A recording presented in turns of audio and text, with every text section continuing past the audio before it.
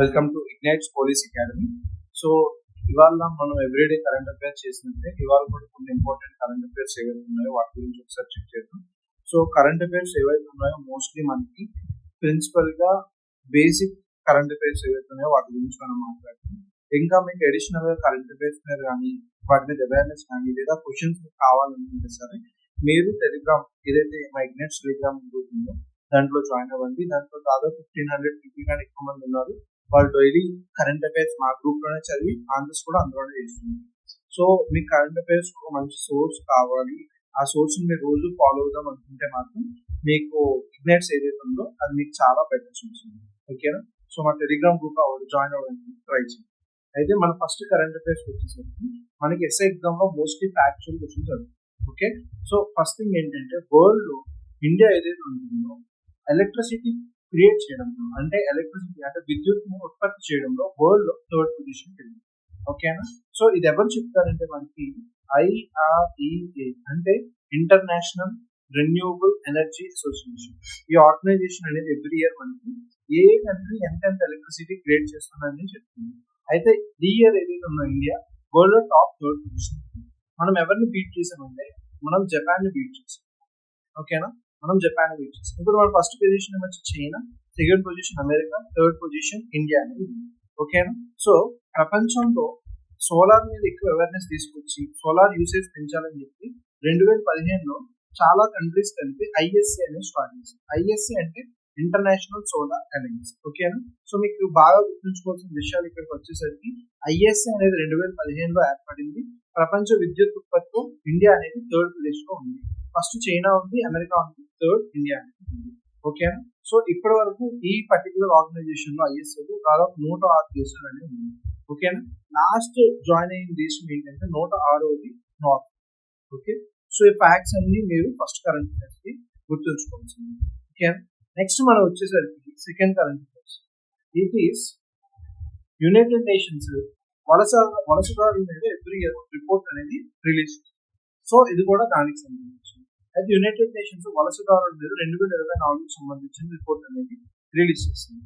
అయితే ఈ రిపోర్ట్ లో దీని మెయిన్ గోల్ ఏంటి అంటే వలసదారులు ఎవరైతే ఉన్నారో వాళ్ళకి రెస్పెక్ట్ ఉండాలి, అట్ ద సేమ్ టైం వాళ్ళకి రైట్స్ కూడా ఉండాలి. ఈ రిపోర్ట్ మెయిన్ గోల్ అనేది చాలా ఇంపార్టెంట్. ఓకే, సో ఈ వలసదారులు ఎవరెవరు ఏ దేశం నుంచి ఎక్కువ ఉన్నారు అంటే ఫస్ట్ మనకి వచ్చేది ఇండియా నుంచి వలసదారులు ఎక్కువ మంది వెళ్తుంటారు. తర్వాత చైనా వస్తుంది, తర్వాత మెక్సికో వస్తుంది. అలా అయితే ఎక్కువ వలసదారులు మనమే వెళ్తున్నాము. దాంతో పాటు ఎక్కువ ఇన్కమ్ ఉండే వలసదారులు కూడా ఉంది. ఇప్పుడు మీరు యునైటెడ్ స్టేట్స్ ఎగ్జాంపుల్ తీసుకుంటారంటే అక్కడ వలసదారులు చాలా దేశాల నుంచి వస్తారు, కానీ ఎక్కువ శాలరీ సంపాదించేది ఇండియన్స్ మాత్రమే. ఓకేనా? సో ఎవ్రీ ఇయర్ మనం December 18 ఏదైతే ఉందో దాన్ని మనం ఇంటర్నేషనల్ మైగ్రెంట్స్ డే కింద సెలబ్రేట్ చేసుకుంటాం. ఇంటర్నేషనల్ మైగ్రెంట్స్ వాళ్ళకున్న హక్కులు, వాళ్ళకున్న అంశాలు, వాళ్ళ కల్చర్ కి సంబంధించి ఈ డే అనేది సెలబ్రేట్ చేస్తాం. ఓకేనా? సో ఇది మనకి ఈ రిపోర్ట్ అనేది దాదాపు 193 దేశాల నుంచి పబ్లిష్ చేస్తారు. ఈ దేశాలు అన్నింటినీ చూసి ఎక్కడ మైగ్రెంట్స్ ఎక్కువ ఉన్నారు, ఎక్కడ డైవర్సిటీ ఎక్కువ ఉంది, ఇవన్నీ ఫ్యాక్టర్స్ అనేది రిపోర్ట్ రిలీజ్ చేసే ముందు డిక్లేర్ చేస్తారు. నెక్స్ట్ మనకి తెలియాల్సిన థర్డ్ ఇంపార్టెంట్ కరెంట్ అఫైర్స్ ఏంటి అంటే మనకి రైల్వే ఏదైతే ఉంటుందో ఎవ్రీ ఇయర్ వాళ్ళు ఎలా వర్క్ చేశారు, వాళ్ళ ఫంక్షనింగ్ ఏంటి, దాని బేసిస్ మీద ప్రతి సంవత్సరం ఒక రిపోర్ట్ అనేది రిలీజ్ చేస్తుంది. ఈ రిపోర్ట్ ఎవరు రిలీజ్ చేస్తారంటే మినిస్ట్రీ ఆఫ్ రైల్వేస్ రిలీజ్ చేస్తారు. మినిస్ట్రీ ఆఫ్ రైల్వేస్ రిలీజ్ చేస్తున్న ఈ రిపోర్ట్ లో 2 ఇంపార్టెంట్ విషయాలు మనకు చాలా బాగా గుర్తుంచుకోవాలి. వాళ్ళు చెప్పింది ఏంటి అంటే యాక్సిడెంట్స్ ఏవైతే ఉన్నాయో లాస్ట్ 10 years మనం కంపేర్ చేస్తాం. అంటే 2014 నుంచి 2015కి, దాంతో పాటు 2024 నుంచి 2025కి యాక్సిడెంట్స్ ఏవైతే ఉన్నాయో దాదాపు 77% తగ్గిపోయాయని చెప్తున్నారు. ఓకేనా? 77% తగ్గిపోయాయి. దాంతో పాటు ఎలక్ట్రిఫికేషన్ ఏదైతే ఉందో అంటే ట్రైన్ ని ఎలక్ట్రిసిటీతో నడపడం, అంటే పైన లైన్స్ ఉంటాయి కదా దాన్ని యూజ్ చేసి నడపడం దాదాపు 99% కన్నా ఎక్కువ అనేది అయింది. ఓకే, సో ఇది కాకుండా ఈ రైల్వే యాక్సిడెంట్స్ తగ్గడానికి మెయిన్ ఇంపార్టెంట్ రీజన్ ఏంటంటే కవచ్ ఏదైతే ఉందో ఇది 2 రైల్వేస్ మీట్ అవ్వకుండా ఒకవేళ ఆపోజిట్ గా వచ్చాయంటే వాటి గుద్దుకోకుండా ఆగేదా ఒకే ట్రాక్ మీద 2 ట్రైన్స్ ఉంటాయి. ఈ కవచ్ అనేది స్టార్ట్ అయ్యి వాటిని ఆపేస్తుంది. ఓకేనా? సో ఇది మనకి తెలియాల్సిన విషయం. నెక్స్ట్ మనకి తెలియాల్సింది ఏంటంటే ఫోర్త్, దట్ ఈస్ ప్రపంచంలోనే తొలిసారిగా మనం దేశీయ వ్యాక్సిన్ తయారు చేస్తాం. ఐసీఎంఆర్ అనేది ఒక ఆర్గనైజేషన్ ఉంటుంది. ఇది ఏంటి అంటే Indian council of medical research. వీళ్ళు ఎవ్రీ ఇయర్ డిఫరెంట్ మెడిసిన్ కనుక్కోవడం కోసం డిఫరెంట్ టైప్స్ ఆఫ్ రీసెర్చ్ చేస్తారు. అలా చేసిన ఈ రీసెర్చ్ లో వాళ్ళు డెంగ్యూ మీద చాలా ఇంపార్టెంట్ వ్యాక్సిన్స్ అనేది తయారు చేస్తారు, కనిపెట్టారు. అయితే ఆ వ్యాక్సిన్స్ ముందు వరకు మనం బయట నుంచి తెప్పించుకునే వాళ్ళం కానీ, బట్ అది ఫస్ట్ టైం మనమే ఆ వ్యాక్సిన్స్ ని తయారు చేయడం జరుగుతుంది. నెక్స్ట్ మనకు తెలియాల్సిన ఇంపార్టెంట్ విషయం ఏంటి అంటే తెలంగాణలో స్పోర్ట్స్ పాలసీ అనేది స్టార్ట్. స్పోర్ట్స్ పాలసీ ఇది ఎందుకు సార్ తెలుసుకోవడం ఇంపార్టెంట్ అంటే one of the most important thing that is ఇండియాలో మనకి కొత్తగా స్పోర్ట్స్ గవర్నెన్స్ బిల్ అనేది రోల్ అవుట్ అవుతుంది పార్లమెంట్. ఓకేనా, అంటే స్పోర్ట్స్ బేసిస్ మీద స్పోర్ట్స్ ఎన్హాన్స్ చేయడానికి ఎందుకు సార్ ఇప్పుడు వాటి గురించి ఎక్కువ కన్సిడరేషన్ తీసుకున్నారంటే 2018లో మనకి ఒలింపిక్స్ అనేది వస్తుంది. ఓకేనా, ఈ ఒలింపిక్స్ ఏవైతే ఉన్నాయో ఇవి చాలా ఇంపార్టెంట్ ఓకే మనకి. సో దాని కన్సిడరేషన్ కోసం ఈ బిల్ అనేది చేస్తారు. సో ఈ తెలంగాణ స్పోర్ట్స్ పాలసీలో వాళ్ళు ఏం చెప్తున్నారంటే మేము రెసిడెన్షియల్ స్పోర్ట్స్ కాంప్లెక్స్ ఒకటి పెడతాం, ఇక్కడ అన్ని టైప్ ఆఫ్ సదుపాయాలు ఉంటాయి. 2018 ఒలింపిక్స్ లో లాస్ ఏంజలస్ ఒలింపిక్స్ లో ఎవరైతే గెలుస్తారో మొదటి ప్రైజ్ వచ్చిన వాళ్ళకి 6 కోట్లు, రెండో ప్రైజ్ వచ్చిన వాళ్ళకి 4 కోట్లు, మూడో ప్రైజ్ వచ్చిన వాళ్ళకి అంటే గోల్డ్, సిల్వర్, బ్రాంజ్ వచ్చిన వాళ్ళకి 2.5 crores ఇస్తామని తెలంగాణ గవర్నమెంట్ అనేది చెప్పింది. ఓకేనా, సో దీనికోసం వాళ్ళు గోల్డ్ లో పెద్ద పెద్ద ఆర్గనైజేషన్ తో మాట్లాడారు, లైక్ ఫిఫా కానీ ఇలాంటివన్నీ వీటితో మాట్లాడారు. అయితే ఈ పర్టికులర్ ఏదైతే ఇన్ఫ్రాస్ట్రక్చర్ ఉందో దీని ఓన్లీ తెలంగాణ గవర్నమెంట్ ఒక్కటే చేయదు. This also comes from people, అంటే ప్రైవేట్ పీపుల్ కూడా దీంట్లో మెంబర్స్ అయి ఉంటారు.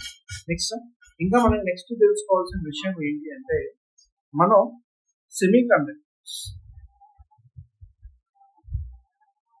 కండక్టర్స్ అంటే ఏదైనా ఒక ట్యాబ్ కానీ ఒక మిషన్ కానీ ఫోన్ కానీ రన్ అవ్వాలంటే దానికి సెమీ కండక్టర్ చిప్స్ అనేది చాలా ఇంపార్టెంట్. ఈ సెమీ కండక్టర్ చిప్ ఏదైతే ఉంటుందో ఇది తయారు చేయడం ఇన్ని రోజులు మనం బయట డిపెండ్ అయ్యాము, బట్ ఇప్పుడు మనం అది తయారు చేసుకోవడం చాలా ఇంపార్టెంట్. సో దానికోసం ఎవ్రీ ఇయర్ మనం 24 బిలియన్ అంటే 2400 కోట్లకి ఓకేనా 2400 కోట్ల billions of semi conductor chips అనేది మనం మ్యానుఫ్యాక్చర్ చేస్తాం. ఓకేనా, సో ఇది మీరు తెలుసుకోవాల్సిన ఇంకొక ఇంపార్టెంట్ ఫ్యాక్ట్. ఇంకా లాస్ట్ ఫ్యాక్ట్ ఏంటి అంటే మనకి తెలియాల్సింది ఈ ప్రపంచ ఛాంపియన్షిప్ ఏదైతే ఉంటుందో స్విమ్మింగ్ లో ఎవ్రీ ఇయర్ 800 మీటర్స్ ఉంటుంది. సో దానికి ఇయర్ గెలిచింది లెట్లీ. ఓకేనా, లెట్కీ అనమాట ఆవిడ పేరు. ఈవిడ వరుసగా ఇది 7వసారి. ఓకేనా, ఓకే 7వసారి వరుసగా ఆవిడ గోల్డ్ అనేది గెలిచింది. ఉమెన్ కి సంబంధించిన 800 మీటర్స్ సంబంధించిన స్విమ్మింగ్ రేస్. ఓకే, సో ఇది కూడా వన్ ఆఫ్ ది ఇంపార్టెంట్. ఇవి కాకుండా మనకి రీసెంట్ కరెంట్ అఫైర్స్ ఏమైనా వచ్చాయి అంటే ఉత్తరప్రదేశ్ లోని త్రివేణి నగర్ రోడ్లో మార్చడానికి ఏ భారతీయ వ్యోమగానం పేరు పెట్టడం జరిగింది. ఓకేనా, ఇక్కడ సుభాష్ శుక్లా ఇలాంటి పేర్లన్నీ మనకు తెలియడం చాలా ఇంపార్టెంట్. సో ఎవ్రీ డే మనం ఒక 10 minutes టైం పీరియడ్ లో కరెంట్ అఫైర్స్ అనేది కవర్ చేయడానికి ట్రై చేస్తాం. అంటే ఇలాంటి కీ కరెంట్ అఫైర్స్ ఓకే, అంటే వ్యాంగ్ ఫ్యాక్చువల్ గా 10 to 15 minutes. ఇవి కాకుండా అపార్ట్ ఫ్రమ్ దిట్ మనం ఎప్పుడైనా సరే ఒక పెద్ద టాపిక్ జరిగిందంటే దాన్ని కూడా ఒక 30 minutes టైం పీరియడ్ లోపు కంప్లీట్ చేయడానికి ట్రై చేస్తాం.